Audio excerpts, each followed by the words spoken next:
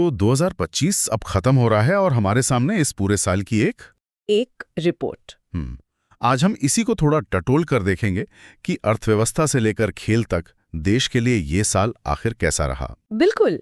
हमारे पास India 2025 year and strategic and economic compendium के कुछ खास बिंदु हैं और मकसद सिर्फ खबरें दोहराना नहीं है, सही, बल्कि ये समझना है कि इन घटनाओं के पीछे का असली मतलब क्या है। तो चलिए शुरू करते हैं।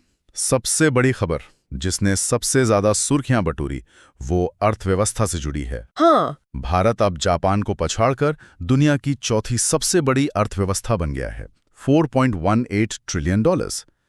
ये आंकड़ा सुनने में तो बहुत बड़ा लगता है। और ये सिर्फ शुरुआत है। EY की एक रिपोर्ट का अनुमान है कि 2047 तक हमारी अर्थव्यवस्था 26 ट्रिलियन तक पहुंच सकती है। 26 ट्रिलियन। हाँ, RBI भी अगले साल के लिए हमारी विकास दर का अनुमान बढ़ाकर 7.3% कर चुका है, तो माहौल काफी सकारात्मक है। लेकिन इस बड़ी और चमकती तस्वीर के नीचे जमीनी हकीकत क्या है? क्या बैंकिंग और फाइनेंस सेक्टर भी उतना ही मजबूत है? हाँ, ये बहुत अच्छा सवाल है। हाँ, यहाँ कहानी में एक मजेदार मोड़ है। एक तरफ जो बड़े लोन देने वाली कंपनियां हैं, जिन्हें हम NBFCs कहते हैं, हाँ, उनकी हालत काफी सुधरी है। उनके जो डूबे हुए कर्ज हैं, GNPA, वो कम होकर 2.9% पर आ गए हैं, जो एक बहुत अच्छा संकेत है। बहुत अच्छा। लेकिन दूसरी तरफ जो कंपनियां छोटे छोटे लोन देती हैं, यानी माइक्रो फाइनेंस सेक्टर, वहां यही डूबे हुए कर्ज 2 गुने से ज्यादा हो गए हैं। 2 गुने से ज्यादा? हाँ, 2.0% से बढ़कर 4.1%।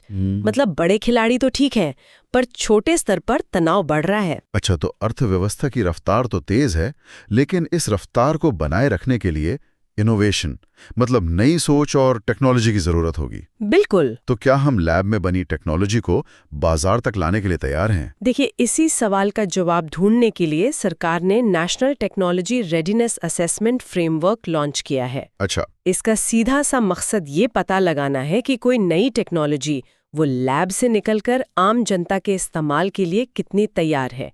ये इनोवेशन और बाजार के बीच का एक पुल बनाने जैसा है। और इस इनोवेशन को चलाने के लिए ऊर्जा भी चाहिए।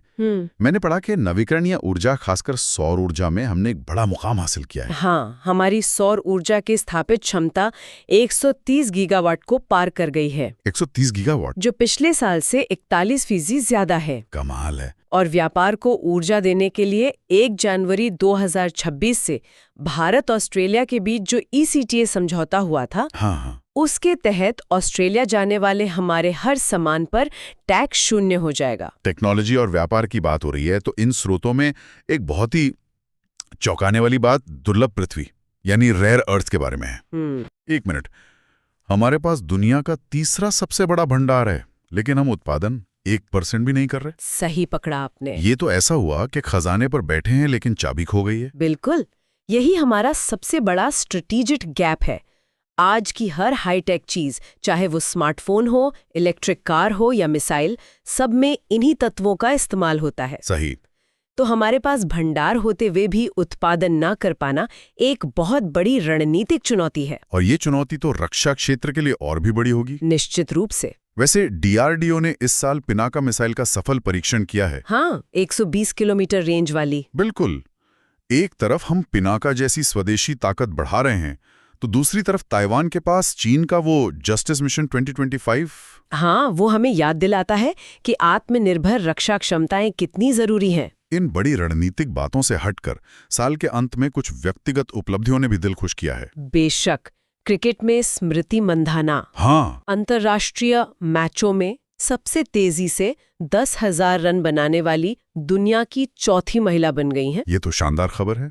और शतरंज में अर्जुन एरिगैसी और कोनेरू हम्पी दोनों ने वर्ल्ड रैपिड चैंपियनशिप में कांस्य पदक जीते। और एक रिकॉर्ड तो बिल्कुल ही अनोखा था, भूटान के सोनम येशी ने। हाँ, पुरुषों के T20I मैच में 8 विकेट लिए। 8 विकेट, ये तो कभी सुना नहीं। तो कुल मिलाकर 2025 का साल बड़ी आर्थिक छलांग, कुछ अहम रणनीतिक कदम और शानदार व्यक्तिगत जीतों का एक मिश्रण रहा। हाँ, एक ऐसा साल जिसमें हमारी ताकत भी दिखी और कुछ कमजोरियां भी खुलकर सामने आईं, जैसे वो दुर्लभ पृथ्वी वाला मामला। बिल्कुल। और शायद यही आज का सबसे बड़ा विचारणीय प्रश्न भी है।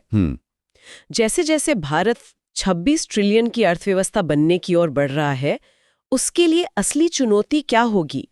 अपनी तकनीकी खोजों को लैब से निकालकर बड़े पैमाने पर बाजार तक पहुंचाना, या फिर उस विकास को चलाने के लिए दुर्लभ पृथ्वी जैसे जरूरी रणनीतिक संसाधनों पर कब्जा करना।